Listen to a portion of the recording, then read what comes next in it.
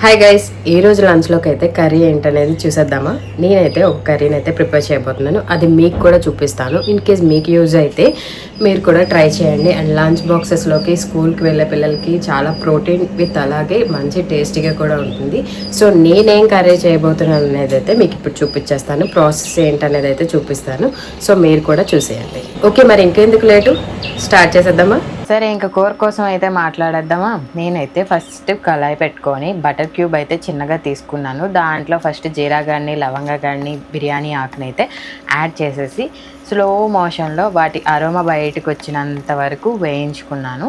ఆ తర్వాత ఆయిల్ అయితే యాడ్ చేసుకున్నాను. ఫస్ట్ నేను ఆయిల్లో అయితే చేసుకోలేదు, ఎందుకంటే ఆ ఫ్లేవర్ నాకు అంత బాగా అనిపించదు అని చెప్పేసి.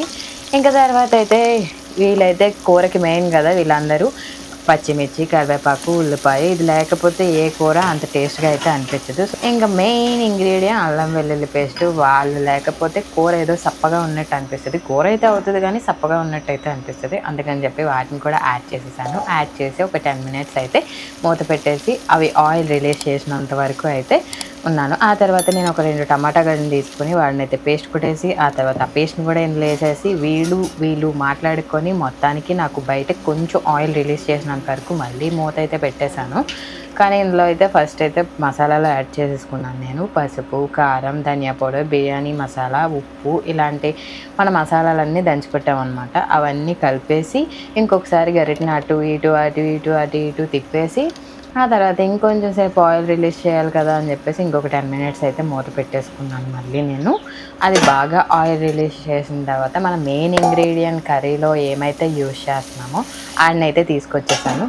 వాడైతే బేబీ కార్న్ గాడు. నేను ఫస్ట్ టైం బేబీ కార్న్ అయితే నేను వండుతుంది తింది. నేను ఫంక్షన్స్లో తిన్నాను కానీ నాకు అంత బాగా అనిపించలేదు. అయితే ఈ బేబీ కార్న్స్ని తీసుకున్నాను. అలాగే ఇంట్లో 2 ములంకాడలు పడున్నాయని చెప్పి అవి ఎందుకు వేస్ట్గా పోవాలని చెప్పేసి వాటిని కూడా వేసేసాను. ఇంకా వీళ్ళిద్దరిని ఫటాఫటామని కలిపేసి నా మెయిన్ ఇంగ్రీడియంట్ అయితే యాడ్ చేసుకున్నాను. నాకు ఎంతో ఇష్టమైనది అయితే ఇప్పుడు మీరు చూస్తున్నారు, పన్నీర్ కర్రీ. అదే పన్నీర్ కూడా యాడ్ చేసేసాను. ఈ మూడింటిని కలిపేసి నేనైతే ఈ కర్రీ చేద్దామని అయితే డిసైడ్ అయ్యాను. చేసినంత వరకు ఫస్ట్ అయితే నేను కూడా డిసైడ్ అవ్వలేదు. పన్నీరు బేబీ కార్న్ అని అనుకున్నాను. తర్వాత ములంకాడ యాడ్ అయ్యింది, వాడు కూడా వస్తానన్నాడు. సో అందుకని వాడిని కూడా యాడ్ చేశాను. ఇంకా ఫైనల్గా ఇందులో అయితే జీడిపప్పు పేస్ట్ని కూడా యాడ్ చేసుకున్నాను. వీటిని అయితే ముందుగానే నేను వేడి నీళ్ళలో నానబెట్టుకున్నాను, ఎందుకంటే మనకి స్మూత్గా పేస్ట్ అవ్వాలి కదా. అప్పటికప్పుడు ఆడుకుంటే అంత స్మూత్గా పేస్ట్ అయితే రాదు. అందుకని చెప్పేసి వాటితో ముందే మాట్లాడి పెట్టుకున్నాను. పెట్టుకొని వాడిని కూడా పేస్ట్ ఆడేసి అందులో యాడ్ చేసేసి ఇంకా చెప్పేశాను అనమాట వీళ్ళకైతే.